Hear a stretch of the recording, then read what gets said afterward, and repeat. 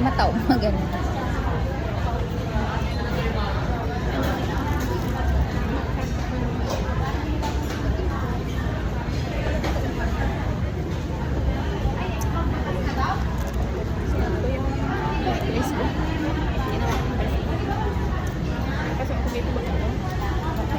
Full week, alam mo, napapasok ako, tapos nasusunod-sunod yung kamay ko. Wala ka sa isip.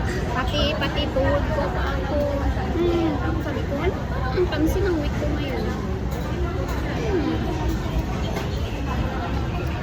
Ano siya?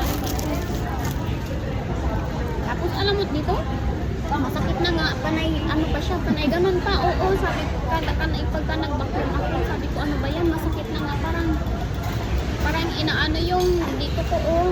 Ang sakit niya, kaya laging na, kasi pagka nag-vacuum ako dun sa kwarto ni Bunso, parang edge na, pagka ganun ko, ding na pala niya. Parang inaano yung tipo, pinaparusahan yata ako ngayong week. Napapasok ako, lagi akong napapasok, pati kamay ko, pati daliri ko, sabi ko, ano bang meron na yun dito na lang, lagi akong ganito yung kamay ko. Wala kasi sa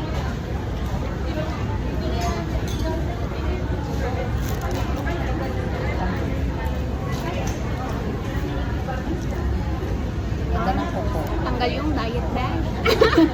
Chocolate. Nagda-diet ako ng isang linggo.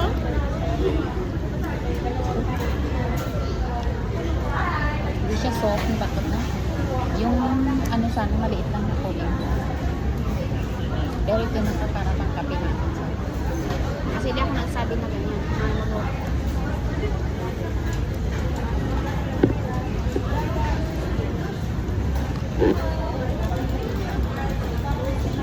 i-grate ko sana yung ginger niya. Bakit parang malasa-lasa pagka kain ba. Kasi ganun yung ginagawa sa bahay. Yung binigyan ko lang. Tapos pag umiyak mo, nangunguyak mo yung ginger. Sarap.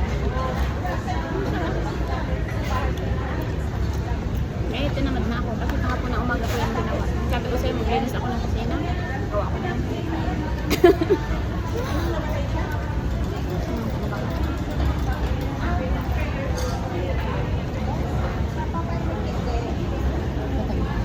Asan na yung